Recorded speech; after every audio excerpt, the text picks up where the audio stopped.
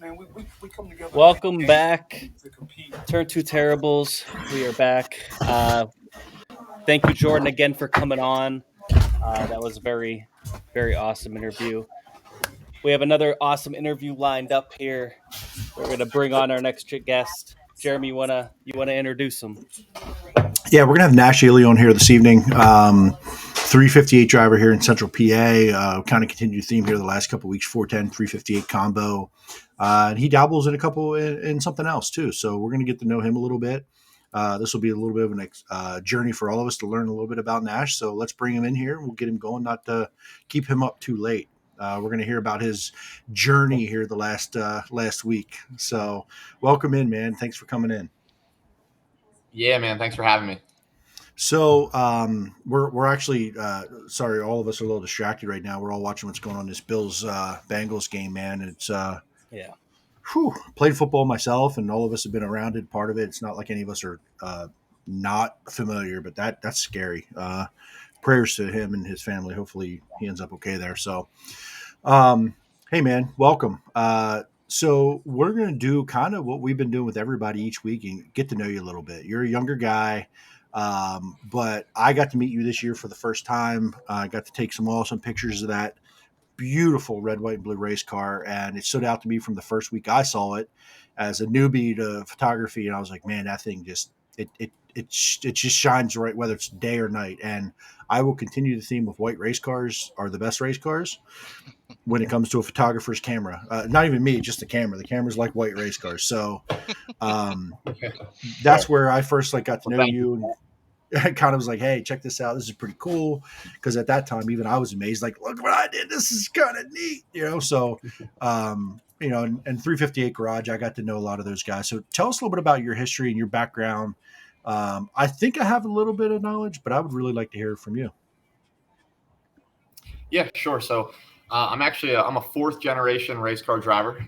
So on both my, on my dad's side of the family, his maternal and paternal side of the family, both of his grandfathers raced. So Don Kreit Sr. on my grandmother's side, that would be her dad. So that would make Donald my great uncle. And then on my paternal side, my dad's grandfather, who he never really knew, he passed away at a very young age, but he ran stock cars back in the 50s and 60s. So I definitely come from a long line of race car drivers. Even then my dad ran 410s and 360s and midgets a little bit here in central Pennsylvania. So kind of always been around racing. And then even furthermore from that, all of my family is involved in motorsports in one way or another. My dad runs or is at least the guy on the phone at DMI, which they make quick change rear ends for sprint cars, modifieds, late models, all that stuff. My grandmother, my great uncle, they have the Kreitz Auto Parts, Kreitz Oval Track Speed Shop. So they sell sprint car parts out of there.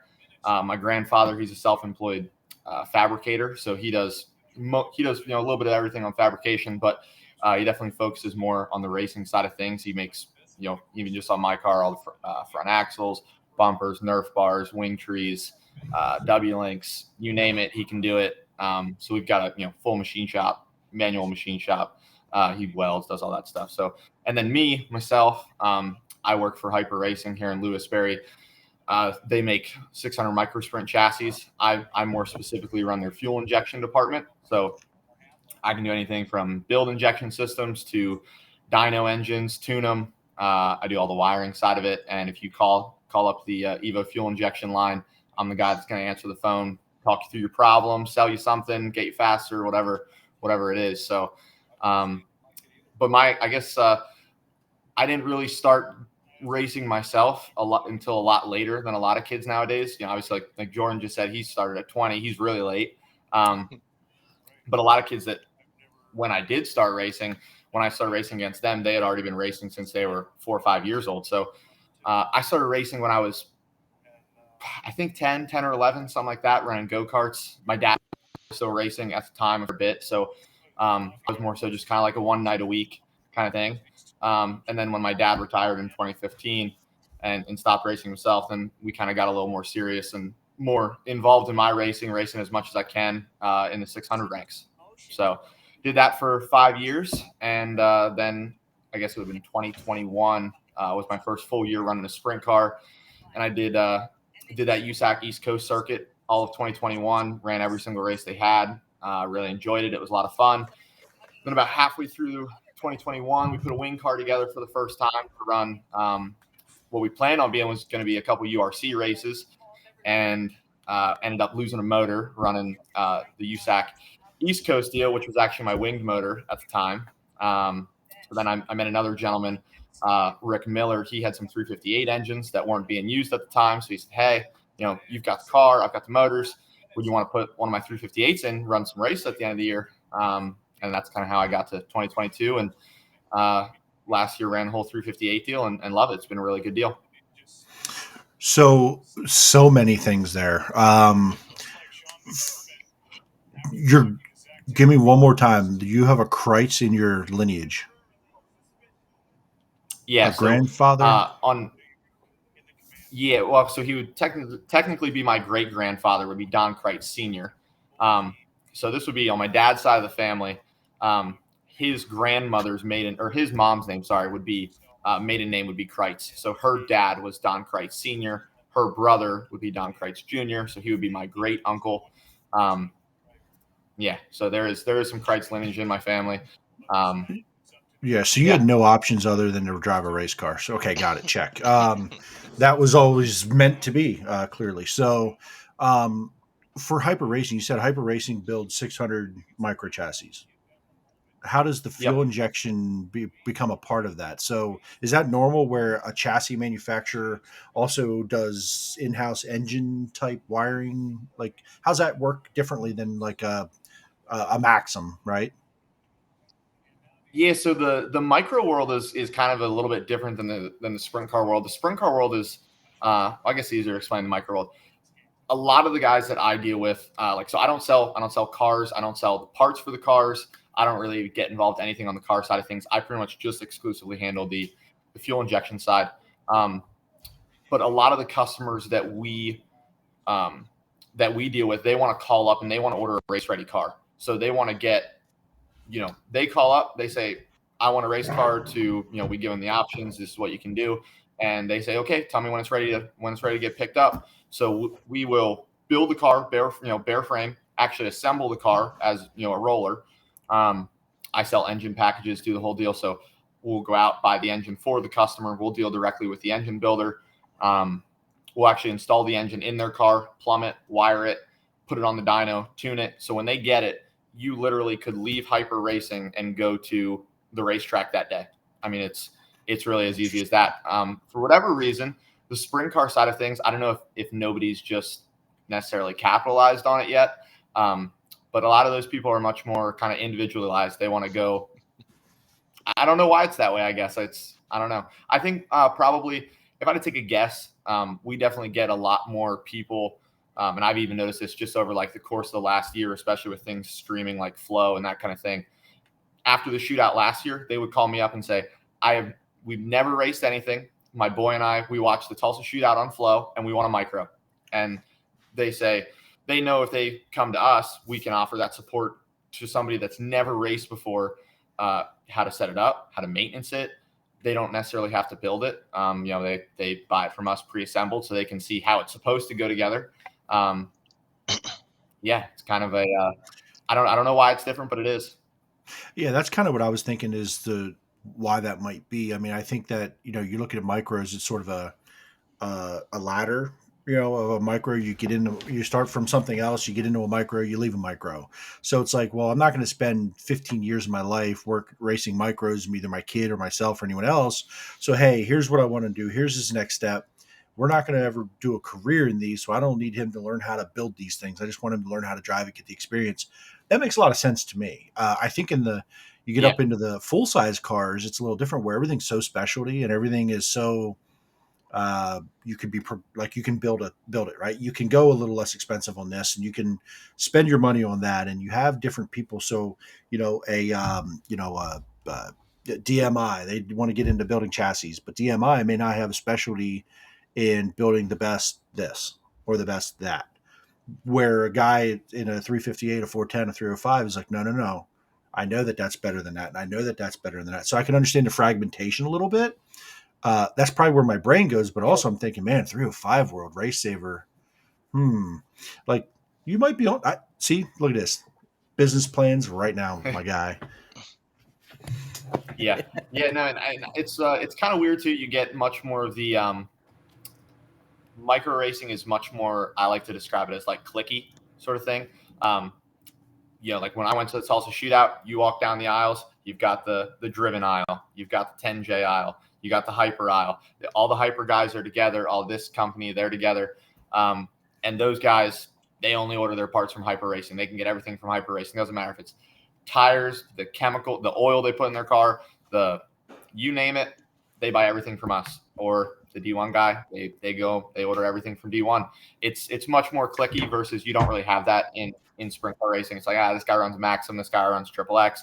It really don't matter, So hyper racing, you're involved there, and that just had you in Tulsa last week, right? Yes, sir. Yep. Okay. Yeah, so left Christmas Eve and just got home today, actually. So it's a very long trip to Tulsa, Oklahoma. was it your first time going down there for that? No, so that's kind of how I initially got involved with hyper racing. I obviously went myself when I was racing. I started running their cars. First time I went was when I was 14, my first year on their cars. And we went to hyper that day for whatever. And I just said, hey, I know you guys are going to the shootout. You guys need any help, like any, free help. I don't, obviously I don't want to get paid or anything. I want to go see it. And so I went out with them and, obviously met everyone. And I raced those guys on a weekly basis. So I kind of already knew them and just became, over the years, really good friends with them. And I think since that would have been like 2017, since then I missed 1 year. And now I've been there, seen it, done it. I'm pretty sure as long as I work for Hyper, I'll probably have to go every year after that. But it is a very, very long week. The first year was probably the easiest because it was just like, oh my God, I'm here. This is so exciting. This is so fun. Now it's, it is more work, but it's good. You get to go see a lot of people around the country that you talk to, maybe every month or every couple of weeks, but you don't necessarily, you haven't put a face to a name yet. So that part of it's very cool. And just the sheer size of that event still amazes me every time that there are a lot of little cars in the country. Not to turn this into a hyper promo, but hey, we're here, right? So how many hyper cars were in Tulsa? Now, I don't want to say you could take one car, turn it into three, but I'm just saying how many hyper chassis were in Tulsa? Would you estimate? I honestly won't even know where to start. So like, I guess to put the size of the event into perspective for a lot of people, there were 1,700 entries for that event alone, and they run 6 classes there. So there's basically like 4 main classes, and then there's 2 classes that are more so for kids. But just to think about 1,700 entries in one building is a lot. So that doesn't necessarily mean 1,700 cars. Right. Most times cars are going to run 2 classes at the least. But there are a lot. I mean, there's really no other way to say it. There's a lot of people jammed in one building. So when you all roll down there, how many people from Hyper roll down there together? Or not together, but in general from Hyper Racing? How many people were there from the company? So Hyper employees themselves, probably, I think maybe 6 or something it was. Usually we've got like 2 people that run our parts trailer. To my knowledge, we're one of like 2 chassis companies that actually comes with a fully stocked trailer to, just to support customers. A lot of the other chassis manufacturers, they go out there more so with house cars and drivers, and they're going out there to win drillers. And we bring a lot of cars out there too. We brought, I think, 20 cars out there this year or something like that. Of customers from Pennsylvania and North Carolina, where we load their cars up into our trailers and we haul them out there. But yeah, probably 6 or 8 employees of our own that go out. So you mainly work in injection side of it. So on a given week, you don't know what's going to break, but how busy were you during the week? Well, your loading day is always very busy because that's the people probably haven't raced for, a couple months at that point. They just went a lot of hours in the cold to get there. So first day, it's always, hey man, my car's not running. And it's something, usually it's some silly type of problem that you just got to fix pretty quick. first like 2-3 days, really busy, whether that's troubleshooting an issue, could be something new that showed, just so happened to pop up when you actually get there. To my knowledge, 600 micros are, on the dirt circle track side of things, the only car that uses electronic fuel injection. So sprint cars use mechanical fuel injection, which is, realistically pretty dated. Everyone's street car has electronic fuel injection, but 600 micros, there's certainly a lot of I like to call it like a black magic around it, so to speak. Most guys don't know how electronic fuel injection works, and a lot of them don't even really care to know how it works. But we have pretty sophisticated data acquisition, where a large portion of my job when I'm out there is pulling that data acquisition, looking at fueling, really a whole lot of different things at one time, and then tuning that fueling while I'm actually out there, making sure that everything's running as absolutely best as it could be for their biggest race of the year.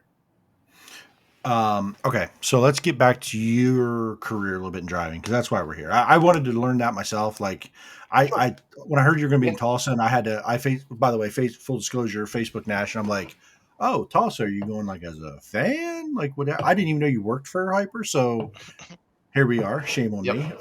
But anyway, so got to know you a little bit this year. First full year in 358s. From where you were before, what said, hey, full season 358s, this is what I want to do? Is it ultimately to get to 410s? Like, kind of where did that path go? Because, again, you've been racing for a little bit, but it's been a short little like, hey, I'm over here. And, okay, 358. Where did that kind of go to? Was that like plan progression? Where do you go from here?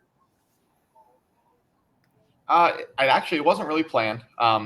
So I ran the 600s for like 5 years, and my dad drove for a gentleman, Gene Frankowiak, who he has become much more than a car owner, more so than anything, probably a family friend, and really most times just a family member. So my dad drove sprint cars for him, and he was on me for a long time when I was running 600s. Hey man, let's put a sprint car together. Let's run this USAC East Coast thing. He's a big non-wing sprint car guy. We always joke he was born about 500 miles too far east.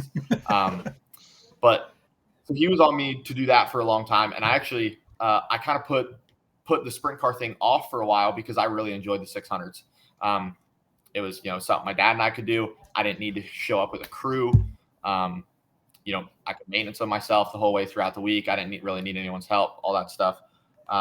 So it finally kind of got to a point where he's like, hey, if you want to do it, let's do it. If not, no big deal. And I was like, all right, let's do it. So he was definitely more so a proponent of the non-wing sprint car racing. So that was kind of the first place to go, just because that was something he really supported and wanted to do. And coming from 600s, I had a lot of non-wing experience. So it kind of felt, that was fine with me. That was cool with me. And actually, I really enjoyed running the non-wing stuff. It was fun. It was different. A lot of the places you go, the fans, they don't really see a lot of non-wing sprint car racing being in central Pennsylvania. I like the allure that you didn't go to the same racetracks every week. You got to go. It was a touring series. So, we might be in Delaware this weekend, Jersey the next, Pennsylvania this weekend, whatever it was. And then, of course, being that we are in central Pennsylvania, wing sprint car racing is a thing. Everyone does it. And my dad really only kind of ever ran wing sprint cars. So like halfway through 2021, running that USAC East Coast deal, my dad was like, hey, I think I want to put a wing sprint car together. Would you want to run it? And I was like, well, yeah, of course, more time, the more you can race anything is always going to benefit you no matter what you're doing. And he's like, okay, I'm going to put it together. It's going to be that USAC East Coast car. That was Gene's car. That was all of his stuff. And he still helps me out on the wing stuff, of course. But my dad's like, I want to put a car together. It's going to be my car. Kind of, he's going to do it himself, sort of thing. Still using Gene's motors and all that. And I ran a wing sprint car race, and I just really enjoyed it. I really liked it. I thought it was cool. And I felt like it would, moving into 2022, running more wing sprint cars was going to make me a better non-wing sprint car driver, just because I feel like it's probably a little faster pace, going to different places. And I think that the more that you can run of anything is going to make you better. I look at, the Kyle Larsons, the Christopher Bells, the Sammy Swindells, whoever it is, they have proven that time and time again. And then towards the end of 2021, had another gentleman, Rick Miller, come to me. He was running 358s with his son for a little bit, and he had some 358 motors that weren't being used. So he came to me, he said, "Hey, do you want to run them?" I really enjoyed running the 358s. I felt like it was a good class. The car counts were pretty well. I felt like the guys that we were racing with were good, competitive. I feel like the nice thing with 358s is that there's a good mixture of young guys that are on the pedal and want people to notice them, and guys that either have run 410s and their 410 thing is kind of faded away. It's not going to happen anymore. Racers that have a lot of experience, right? Whether that I look at you can really go down the line of 358 guys that have a lot of experience or ran 410s at one point, whether that's a Rohrball or a Frankie, whoever that is. So then 2022 rolled around. We were going to do like kind of an even mixture of wing and non-wing races. And then pretty early in the year, we kind of just decided it would probably be better to focus one way or the other. And I felt like I kind of led us more so towards the wing side of things. That's what I wanted to do. So that's kind of how I got to 358, and I really like it. It's an awesome schedule. Works really well for my dad and I and everyone really. And I feel like it's a very competitive wing sprint car scene in Pennsylvania right now. And it's funny you said that because we were talking to the guys in the background, Chris, Jimmy, and I. We were talking about you, and I said he's raced more than one division in Central PA this year. I said, "You know what it is?" And the only reason I knew that is because I knew the paint scheme. If I didn't hear your name or the announcer, if I didn't know the scheme, I wouldn't have known you raced another division because it did end quickly. Like I didn't see you after a certain point this year in the wingless 360s, and I was wondering what that was about because maybe it was only set up to be 5 or 6 races. Who knows, right? So that's pretty interesting because I saw you early on this year run at Port. I think Williams Grove. I think Port and Williams Grove at least once or twice, and then all of a sudden, this is the same car with a wing on it. So, like, did Williamsburg. Looking back on it, hindsight's 2020. Did stopping the wingless stuff help you in the wing? Do you think you progressed because you were able to focus on one thing? I'm a very big proponent of you. It's tough so when you look at the guys like I used the Kyle Larsons and the Christopher Bells as an example of diversifying themselves and becoming better racers because of that. They're also very fortunate in the fact that 99% of the time they show up with the helmet bag and drive. So, Right. On my end, race car does not go to the racetrack if I'm not working on it. So, my race shop is based out of Sinking Spring. I live in Harrisburg now to be closer to Hyper. So, when I was doing that USAC East Coast deal, there was, they had some midweek races. There's a lot of traveling involved. There's a lot of like leaving work early, not going to work at all. I was at my race shop like every single night. Versus this year here, focusing more on the 358 and running the Grove and Lincoln. The Grove's 15 minutes from my house and Lincoln's an hour, so it's a little bit more of a relaxed schedule. I don't know if I would necessarily say that it helped me focus on the 358 deal. Certainly took a good bit off my plate took a lot of work off my plate, I guess.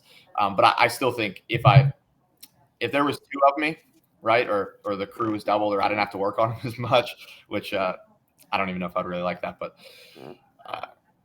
if there wasn't as much work involved, I think it would help me to run both, I guess, to make a long story short.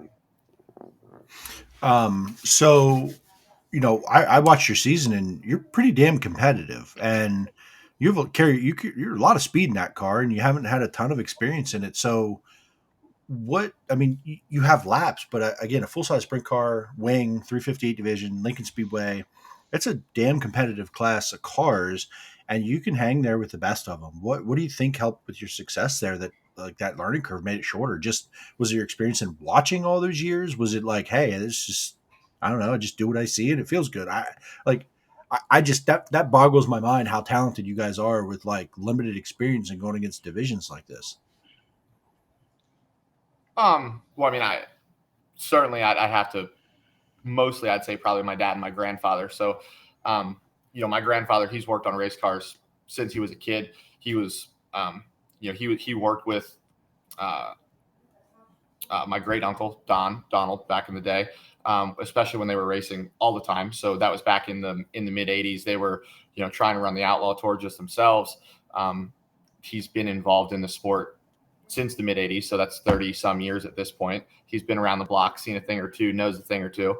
My dad, obviously, he started racing himself in 1994 in sprint cars in 358s, and he raced all the way up until 2015. So there's, easily 20 some years of experience there. And then, my dad, obviously being in the, in the racing industry on the sprint car side of things, he's still on the phone with people every single day. He never really got out of touch with what's going on, what the trends are, that kind of thing. I would say we can race a lot. There's certainly a lot of 358 teams that maybe they can only run the Grove or they can only run Lincoln.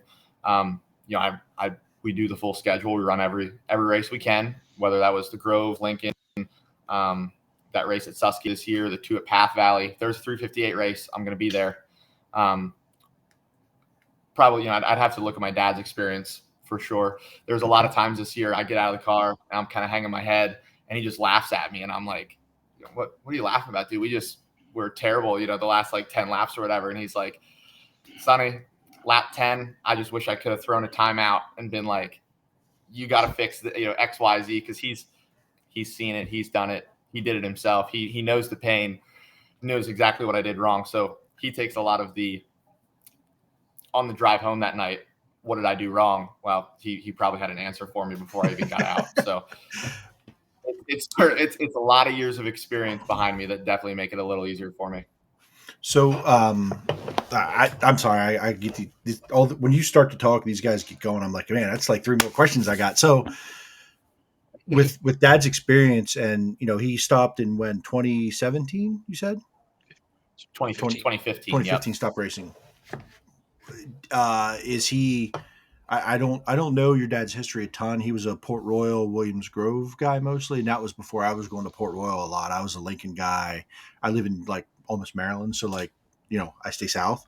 Yep. Now I travel a lot more to Port Royal for reasons, but could he still hop in the car and show you how it's done, or has he ever talked about that? I mean, I would say because he's my dad, because he's my hero, I'd say absolutely. He actually stopped racing in 2015 due to a lot of concussion issues. Actually, okay. is kind of what got him. All concussions that came from running sprint cars. So his last race in 2015 was Rolling Wheels, an outlaw show at Rolling Wheels up in New York, which that racetrack's no longer around. But that night they set the record at the time for the fastest average lap in a sprint car. They were doing something. It was crazy, 154 on the average or something.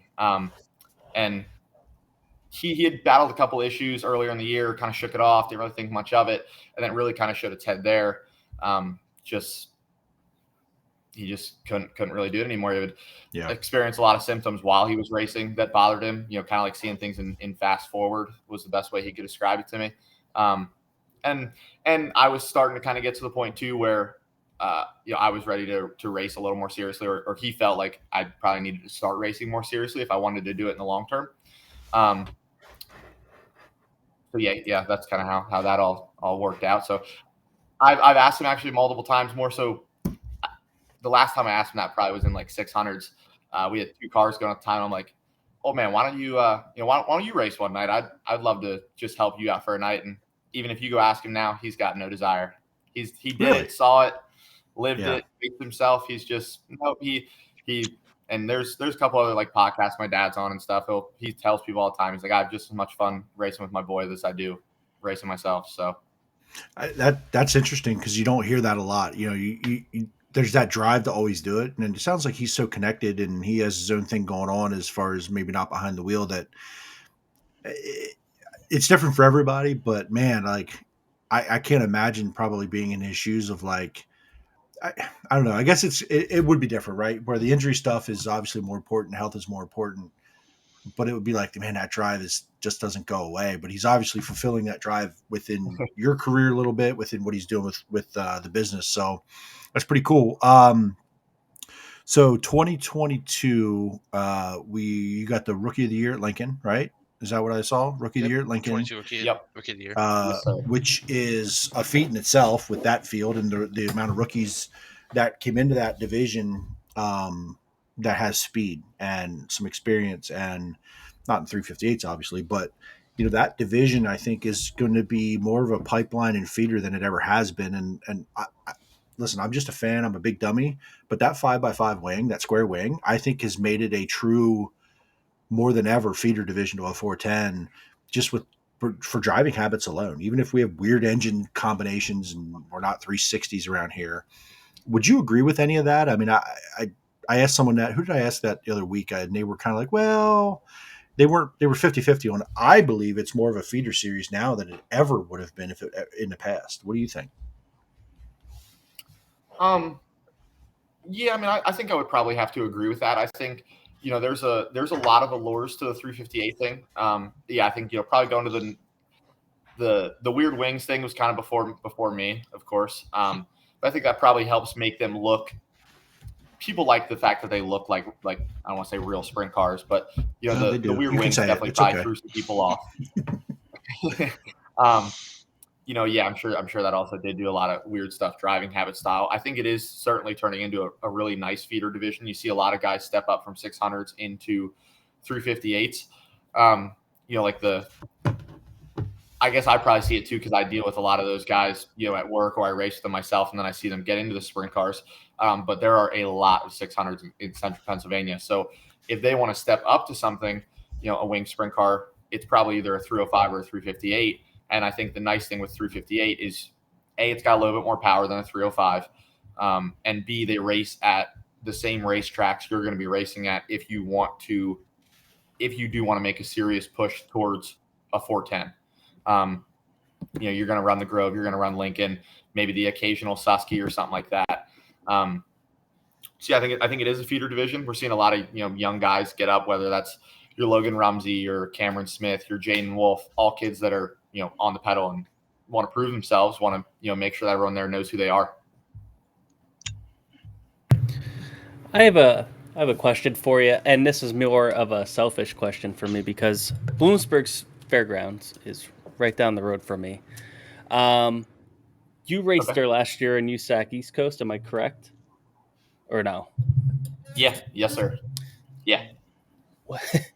What's your opinion on the track? Because I know it's good. So like last year when I ran there, obviously I think I was one of the first races to actually be on that track. I did the USAC East Coast races there, and I did some of the USAC Eastern Storm races there with the 410. Has a lot of potential. I think it's in a somewhat of a, I don't want to say a bad place, but I hope that they're not setting themselves up for failure being in the middle of Bloomsburg. It's definitely, I never thought that I would see a new racetrack in my lifetime. So that is very cool. Opinion of the racetrack itself, I thought that it actually raced really well. I thought it raced very cool. There was one night there, place had a big old gnarly curve. You could run the bottom, you could run the top. It was very cool in that regard. A couple things, I think there's just like any racetrack, there's a couple things they could fix. At the time, they had a lot of dust issues. Yes. Like just being able to see was a really big problem on the racetrack itself. I'm sure it was not any better from the stands. And lighting. That was really the other thing. It was dark and dusty, which is not a good combination. But then again, I would be more amazed if they hit it right on, hit the nail on the head the first time. It's a cool racetrack. Like people ask me that all the time. They're like, what's your favorite racetrack? I like racetracks that are round and brown. I'm not really too picky. I like that. And with them, they look like they're going to more of a speedster division. And I don't know. Do you think that might suit a smaller car better? I don't know. I'm not sure. I think it's not a super big racetrack. I think it's big enough that you can have, there's no problem having big cars on it. I think something that was kind of weird for them that they did a lot of is they were always racing different nights. I think that in Central Pennsylvania kind of hurts you. Like you can go down through the list. The Grove races Friday, Lincoln races Saturday, Port races Saturday, Grandview races Saturday. Big Diamond races Friday nights. It doesn't matter if it's a sprint car track, a modified track, whatever it is. People know, and especially, realistically, the crowd that you're going to track at, say, like a Bloomsburg or something like that, it's probably a little bit of an older crowd. Those people, they might not necessarily follow as much. Oh, they're racing Thursday this week. Oh, they're racing Sunday this week. Now they're racing Saturday this week. They need to know Bloomsburg races Saturday. If if we want to go see a race, we got to be at Bloomsburg on Saturday, or we got to be at Bloomsburg on Thursday, whatever that night is. I don't know if their problem necessarily was the type of cars that were racing there, as much as they had a really weird schedule, and it was kind of always something different there. I don't know. They went about it a little bit of a strange way. Not there's anything wrong with that, but a little confusing, I guess, from the outside. It's a little confusing. That was a selfish question for me, because that's my home track, 5 minutes down the road. I've been pulling so hard for it, and I trying to find a driver to not fight him on Twitter about it. I think it's great. Yeah. Jimbo, by the way. Why do you not put Jimbo as your name? I should. He will when Danny comes on. I kind of got back and forth with it with Danny on it on Twitter, and honestly, he was completely right. But that was my selfiest question, so I'll step out. He's willing to die on that hill. It's okay. But I really appreciate the driver's point of view on that. I appreciate that. Yeah, from the outside too. Go ahead, buddy. Oh no, go ahead. You're good. I was just gonna say, from the outside looking in, I agree with you that I'm using Lincoln Saturday, Williams Groves Friday, Port Royal Saturday. I had to get in contact and follow their social media to know what was racing and when and how and what dates and when does it go. And I think they were trying to find their own way. I don't know that it was obviously it was planned and you come out with a schedule, but I think they were just trying to find who they are a little bit. And then they're not only are they fighting kind of who are we, what do we want to be? And then they're fighting their own town. So I just think it's a very difficult situation all the way around. So from an outsider, I agree with you completely, Nash. And I your take is that I never thought about it that way, but I looked at it that way too. There's this track up north, and I went up to the All-Star show and was like, this is cool, but when do they race again? What do they do here? Is this all the time? So what a great little, what an experience it was the whole night. It was just awesome. It was cool to see something different, but it felt like it was we put this together to try it out. That's what it sort of just felt like, They're trying to find their footing. I really believe it. I think they found it. I hope so. Right. Yeah. So Nash, coming off the Rookie of the Year stuff, what are your plans for next year? Obviously, you're a busy guy with hyper racing and your own stuff, but what is your racing plans for this year, I guess? So rolling in here to 2023, I'm thinking, we're going to do the whole 358 schedule again. Anywhere they have a 358 race, I'll be there. Definitely the Grove every week, Lincoln every week that they race. I saw Susky. They just released they're going to have, that Dirty 30 race again. That's awesome. Awesome for Bill Devine to put that together. I think that's a really great thing for the 358s to get a little bit of love. I think that is kind of right now it's our one big race of the year where they throw, and maybe I'm missing one just off the top of my head, but they throw a lot of money at that race. The racers, I'm really glad that the racers supported it and that it was the highest attended race of the year. There's nothing worse than when they do throw that money up and maybe a guy shies away from it because he figures that there's going to be a lot of people there, and maybe that's not going to be his night. But I hope Path Valley has some races again. It was really awesome. John gave us a chance to come out and race there twice this year. I really like Path Valley just because I really like small tracks. So that was cool. And I ran really well there. I ran second. Of course, actually, the two places that we only hit once or twice this year, Susky and Path, I ran second at both of those. Those are my two best finishes this year. Only get to go there once a year, but whatever. But yeah, pretty much there's 358 race. I'll be there. Just got another car in. Gonna get that deal together. Got some motors being built, some fresh bullets. So hopefully everything pans out there and goes well. I think I'm going to have at least one of them to start the year off with. So I'm really excited about that. Race as much as we can. If there's a race, we'll be there. Awesome. And looking ahead, do you aspire to be 410 racing someday, or are you just good with what you have while doing your hyper racing thing? I would say, I mean, definitely for right now, the 358 just works out really well for me. Works out really well for my dad. So you would think working for companies involved in motorsports, it would be very easy to get away and just go to the racetrack. That is very rarely ever the case. Still a normal job, just like any other job. So the racing 410s in Central Pennsylvania, I would say probably more so Central Pennsylvania than anywhere else in the country. It's obviously, you guys know, I mean, it's cutthroat, it's do or die. So you have to be all in 110%. And I don't know necessarily, without doing that full time, I don't know necessarily how you do that. So I'm a never say never kind of guy. But I think with how much we work and all that stuff and really just like our capabilities to funding, all that stuff, running 358, I can run a 358 as much as we want, really. You know, like I can run every 358 race in Pennsylvania. So nobody's racing more than me.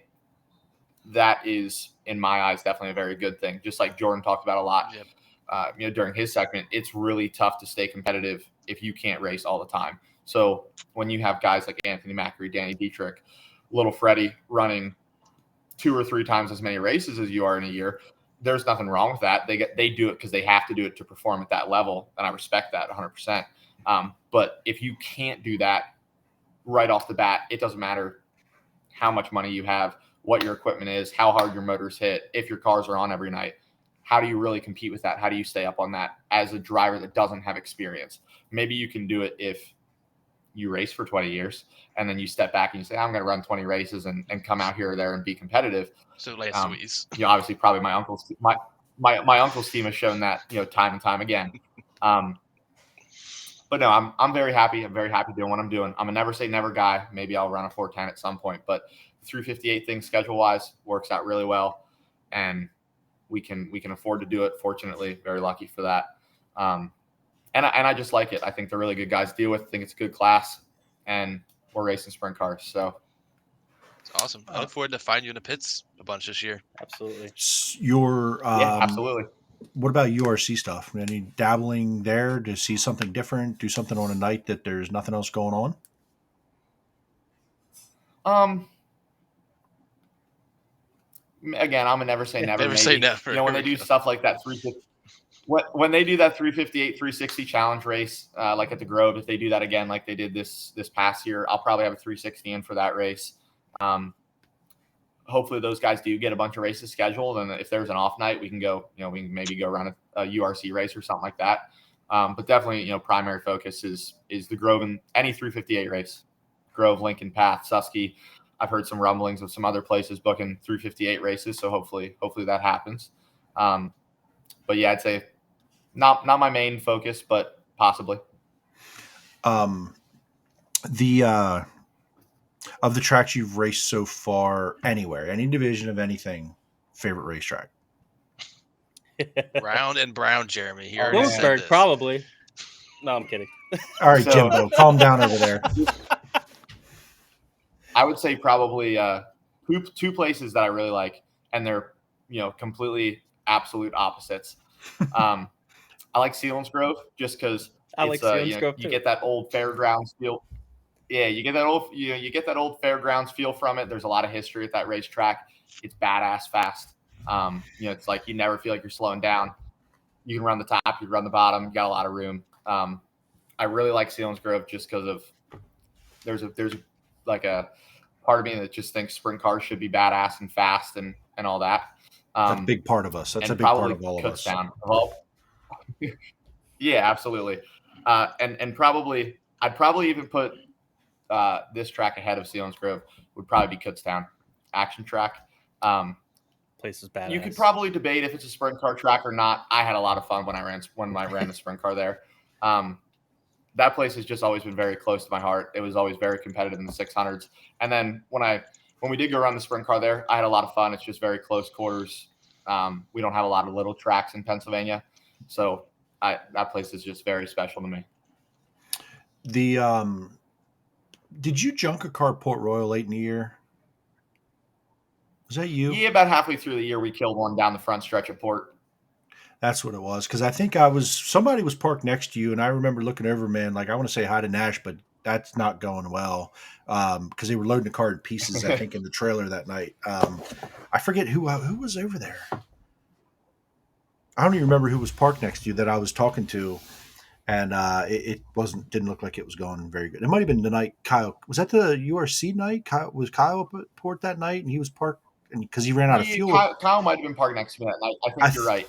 I think it was because he was running the URC race and he was running out of fuel, and he was like doing pretty well and ran out of fuel. And I was checking in with him at the end of the night, and like your stuff was over there in pieces, and I was like, "Oh man, he's having a rough night." You were okay. I was like, "Hey, yeah."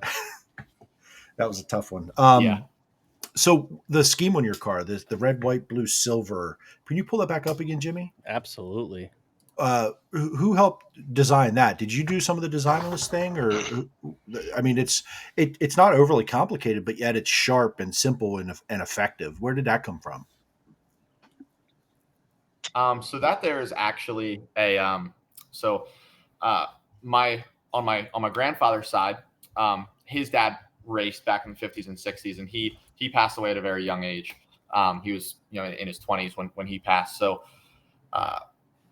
my grandfather helped a gentleman at the Reading Fairgrounds back in the day, and his name was Red Coffin, and that's actually where I get my number from. That's where I get 22 from, and that paint scheme is actually how his cars were always done up. They were red, white, and blue, mainly white car with the red and blue, the stars on there. But his one of his signature things that he did was the ghost numbers, which on the top of my wing, you can see it's kind of like a gray 22, and then written through the center of the number is written out 22. That was kind of something that was his thing. So that's kind of where we got that whole scheme from. It was actually a Reading, a throwback to Red Coffin. So Brandon Raymer lettered it. Chop Design. He goes by Chop Design. Brandon Raymer. He was on here last week, obviously. But the funny part of that is that his mom, actually back in the day, was in the Red Coffin fan club. So it kind of all came full circle. That's pretty. That's cool. amazing. That is cool. Yep. So for 2023, you said you're going to kind of do the same thing. Give us a shout out. Who helps you up and down the road each week, and sponsorship and funding? We talked a little bit about it, but give us the rundown. Give us some shout outs to some people that help you out. Well, I'm very fortunate. I have a lot of people that help me. So I just know right off the top of my head, probably going to miss somebody. And I think something that I am very proud of is that year after year, I have the same guys that help me. They always come back, and we continue to build relationships with people over a multi-year, over the course of many years. So a lot of people that help me even go all the way back to actually helping my dad. So, my dad, he funds a very good portion of my whole deal. Gene Frankowiak, Rick Miller, those guys both there, they do a whole hell of a lot for me. My grandfather does a lot of work for me on components anytime I tear something up. Nick Macri Concrete, gentleman Rick Gosher, AutoFix of Ephrata. Sean Martin, he's been with me for a lot of years. He Viper Risk Management, does some insurance stuff. Brad Nawatarski, Specialty Rigging, he's been with me as long as I can remember. DM Truck Trailer Services, Darwin Martin, he's been with me for the last couple years here. DMI, obviously I use all DMI components, come from my pops, but that's actually my grandparents that have DMI. Whole lot of people help me out. I'm sure I'm going to miss somebody, but they make everything go down the road. So the one other question that I had, and going backwards a little bit, probably out of order from what we're used to, but goals. Did you set goals last year? Did you accomplish those? And what do you look at in 23? And is that based off of 22 success or lack there, whatever your success rate was on your goals from there? I don't know that I'm necessarily really a goal setter, more so just you go every night, you do the absolute best you can do, and that's all you can do. If you leave and you didn't leave a single thing on the table, what more can you really ask of yourself? I think something I am definitely very proud of. Didn't have to run a single B main my whole rookie year here, doing wing racing the full year. That's really cool to me. Shows that we unload well, we get out the gate really well. Being that the 358 class is so competitive, if you don't unload well, your night's over. If you don't hit that invert, you got a long sled ahead of you. So I think that was really good. Biggest race of the year at Susky for that that Dirty 30 race. We ran second there. That was kind of a good kick in the butt for me, I guess. Good confidence booster. I felt like really probably towards the second half of the season after I actually killed that car at Port, things got a little more consistent for me. I felt like I could kind of consistently get myself up. I had a string going for a while of top fives in a row. Just keep running top five. I always say if you run top five long enough, eventually you're gonna get your way into a win, whether it's on accident or not. So I would say goals going into 2023 is really just kind of pick up where we left off in 2022. I felt like we left the end of the year really competitive on a nightly basis. I felt like if nothing went wrong, I felt like I should be fighting my way up into the top five. Not that it's nothing's ever guaranteed or anything like that, but I felt like a strong top 10, and if we're on, I should be racing my way up into the top five. So I think if we can continue that in 2023, you just got to put yourself in position every night for everything to go your way, and wins will come. Are you an iRacer? I have it actually. So behind my laptop right now is my computer setup. I got I got all the monitors and all that stuff, but I have not been on iRacing in a very long time. I don't know why, I guess necessarily, but very busy, I guess. Well, Lincoln Speedway is on iRacing now, so if you need some extra laps, we'll be happy to kick your ass because that's what we do. That's our race car. Probably will too. But it is a lot of fun. It's enjoyable for sure, and that's how I even know these guys is from iRacing. And then we met in person, and the Turn 2 Terrible is derived from we're a bunch of jackasses standing in Turn 2 and yell at people at Port Royal. So, like our buddy Brett Perigo going by in his slow ass, wingless Sportsman going 16 miles an hour. He can hear us as he's driving by. Right, that's actually how it started. Brett Perigo could see us waving over the fence. But no, I was just curious. I've never seen you on it. A lot of the guys we've actually had on have it, and some race more than others. And obviously, is this time of the year, if anyone's going to race, it's usually about now. I think Cameron Smith, Jaden, obviously Brett Strickler, and Kyle Keene. I met Kyle from iRacing. I'd say almost. Well, we didn't ask Jordan about that because Dakota's definitely an iRacer. Jordan Givler answered it. He said, "I don't play games." Dakota tried to get him on it. Nash was here for this. This is before you got here. It's not a game; it's a simulation. Because Dakota, passed for the win over Michael Millard tonight. So Jordan might point out it's just a game. Wait, someone passed Michael Millard at Lincoln? Dakota passed the car. I'm not saying it. Never mind. Okay. Nash, thanks so much, dude. Appreciate you hanging out. Get some rest, my guy. They drove, by the way, 26 hours. Wait, you drove back today? Not today. Yeah. 26 hours. No. Well, yeah, we left yesterday at noon, and I was out with the truck and trailer, so I can't drive the truck and trailer. Even if I did have my CDL, I can't drive out of state because I'm not 21. So I was just riding shotgun the whole time. But we drove about 12, 13 hours yesterday, and then my truck driver wanted to sleep. He wanted to take like a little 2-3 hour nap.